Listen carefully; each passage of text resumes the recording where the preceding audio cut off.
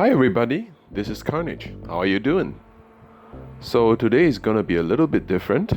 I'm gonna provide voiceover to my own review video I did some time ago. I couldn't use the audio on the original video due to a copyright claim on a piece of background music I used. To be fair, it wasn't an issue back when I made it. I checked. Ah well, I will do my best for you guys, and do let me have some feedback on how to do this better. I think it will work. Okay, let's go. Today we are looking at the SHF bootleg of the Avengers Infinity War Black Widow, the one with the blonde hair, and my least favorite of her costumes. Well, I still love this figure and have it on display. One, because it's of my favorite female Avenger, and two, it's Scarlett Johansson, a very gorgeous lady. We have her here in the clamshell. I had actually already taken her out prior, hence the rubber bands.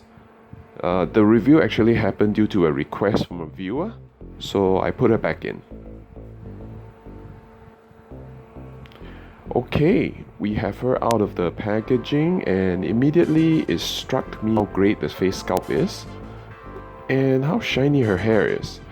I compared it with the movie and it didn't look that shiny there. So a look at the likeness, I think it's about 80% there. The eye paint isn't that perfect, but it doesn't look half bad a distance away. They got her nose and lips and jawline perfect in my opinion. ScarJo also has a pretty dainty physique, which I think they got it spot on. The joints feel tight enough to where it's easy to pose, but not that loose. Looking at a few paint apps all over, they look pretty clean.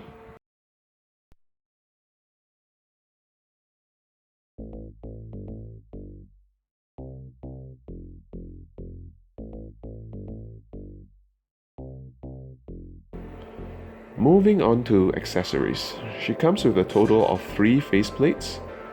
The one she came in with the box is the one on my right hand. I swapped it out for the current one on the figure because I felt it was the closest resemblance. Cause who doesn't want the figure of Scarlett on display, yeah? So this faceplate has the eyes looking off to the side, where the other two has the eyes front and center. I feel that these two look more generic and less like ScarJo. For her alternate hands, she has 2 fisted hands.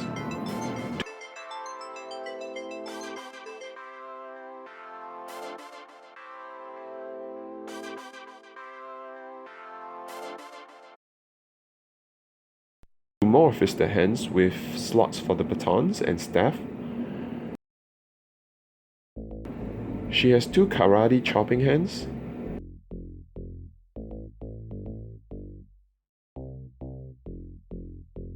And 2 of these splayed out hands.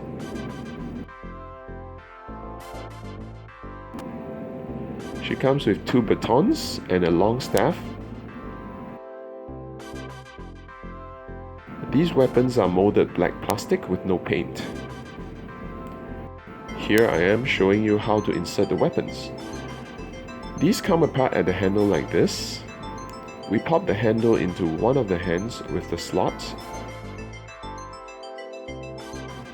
Alright, butterfingers. We slide the handle in.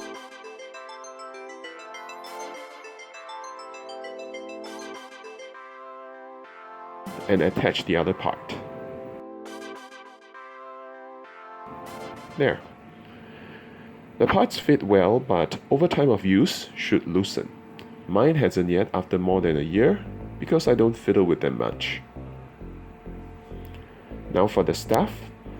It comes apart at the handles also, here, and also here.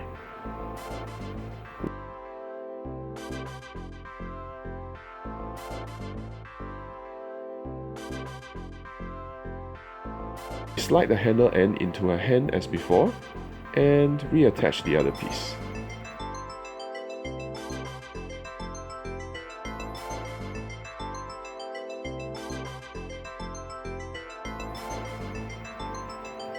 Okay, onto the faceplate. We remove the hairpiece first.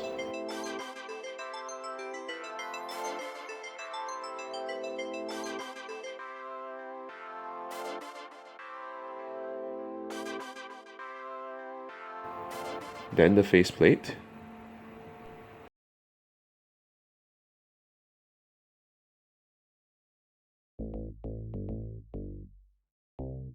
Replace it with the one that you want.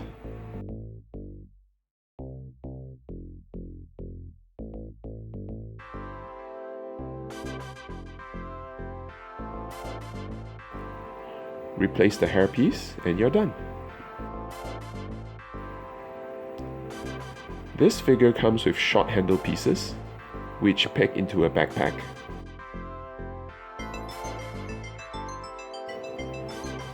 These have ball joints, which peg into the holes, like this.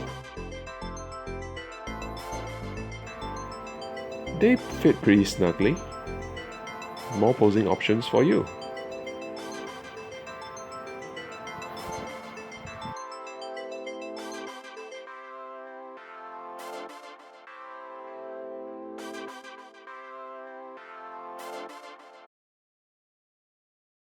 Getting into the articulation now. The head couldn't lean back due to the thick hair.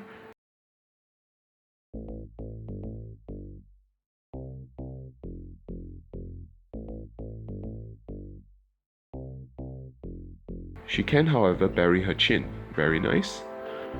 There is also head tilt.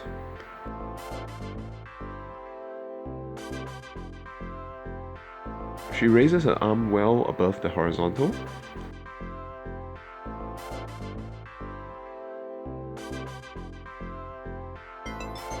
She does have butterfly joints built in, but I don't get a lot of movement from those.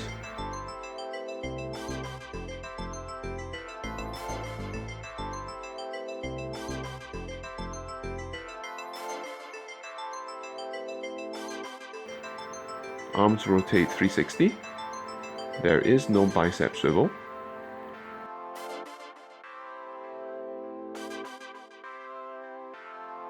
Her elbow joints are great and bends past 90 degrees.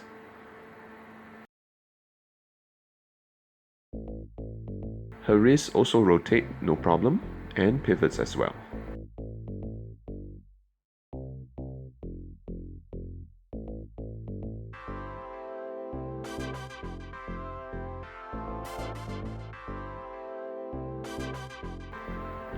This figure has diaphragm joints, which gives her good range to the sides.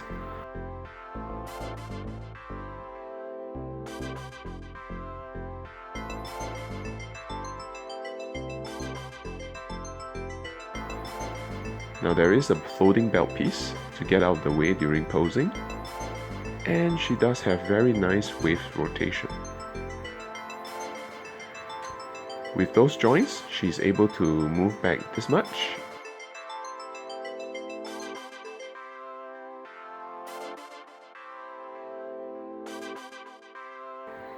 Crunching forward, not that much though.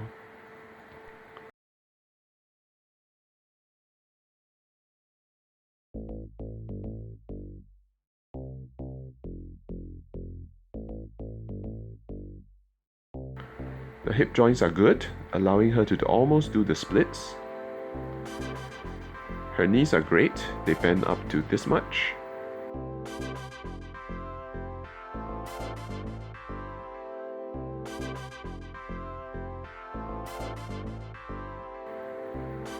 She does have ankle rotation, which can move her feet forward this much.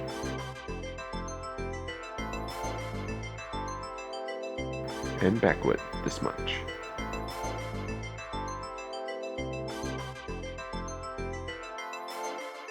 There is ankle pivot, but I feel it's quite unnatural looking because the joint is pretty high above the foot.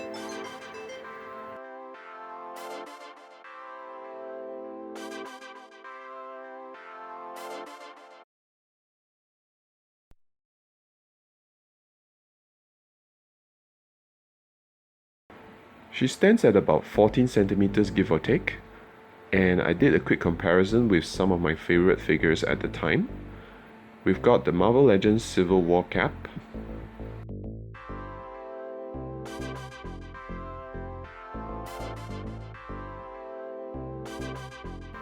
the Homecoming tech suit Spidey. She does seem a little bit too small for this scale.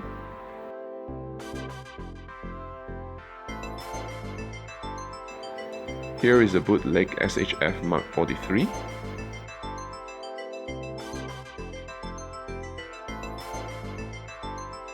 And a bootleg SHF Doctor Strange. A quick conclusion, I think this product is pretty good in my opinion. The face sculpt first of all blew my mind, more so than some of the official products, I'm sad to say. The costume and weapon details are pretty accurate as far as I can tell. The details on the belt and backpack, boots, are pretty spot on. Now the shiny hair is a bit distracting at first, but eventually it all blends together well. The large amount of accessories is pretty impressive, and it gives you a ton, not literally, of posing options.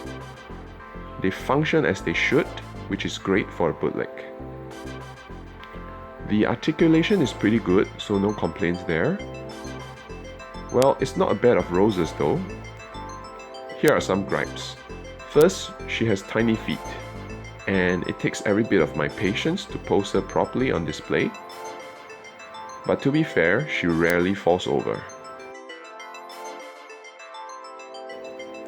Also, the front hairpiece for me doesn't fit that well.